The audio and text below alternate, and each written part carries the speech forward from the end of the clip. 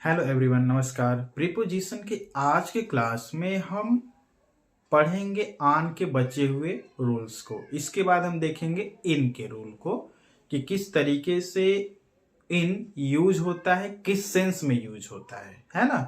तो आपको ले चलते हैं सबसे पहले आन की तरफ, ठीक है, जो बाकी के कल बचे हुए थे। सिंगल वर्ड प्रीपोजिशन हम लोग देख रहे हैं।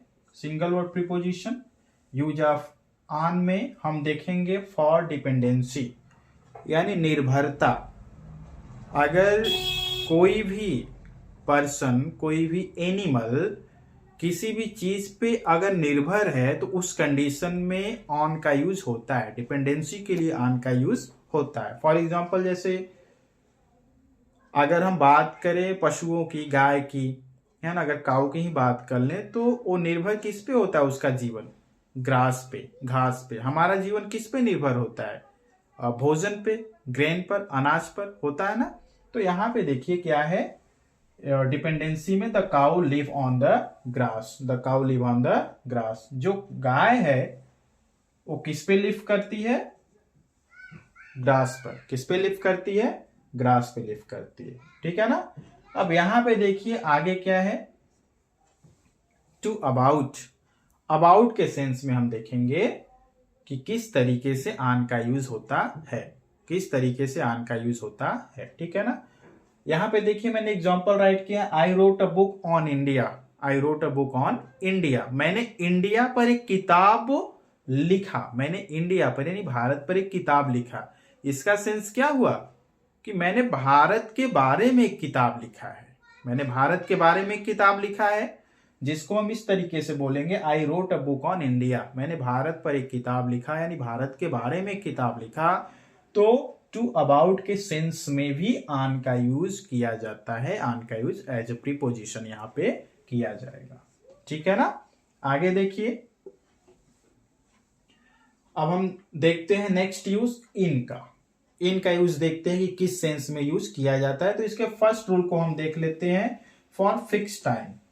फिक्स टाइम के लिए इन का यूज किया जाता है। अगर हम बात कर लें कि हम स्कूल किस टाइम को जाते हैं, ऑफिस किस टाइम को जाते हैं, तो विद इन टाइम यानी समय के अंदर, या कह सकते हैं कि जो हमारा फिक्स टाइम होता है उसी पे हम चलते हैं।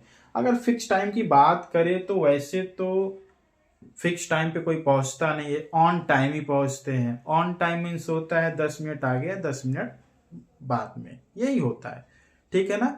एट टाइम की बात करें तो एट टाइम मतलब एक्यूरेट टाइम, यानी कि अगर हम बात कर लें कि 7 o'clock पे हमें स्कूल पहुंच जाना है, तो राइट 7 o'clock पर पहुंचना बहुत ही मुश्किल है।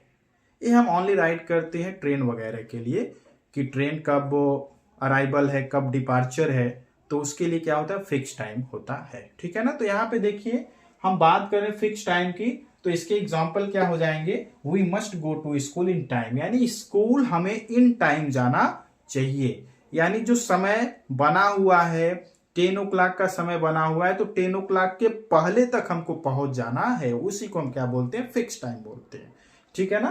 तो we must go to school in time. At time तो कोई पहुंच ही नहीं सकता। अगर एट टाइम की बात करें, ऑन टाइम ही लोग पहुंचते हैं, ठीक है। या फिर बहुत से लोग पंक्चुअल, इन टाइम तो पहुंचेंगे ही जो समय दिया गया है, ठीक है।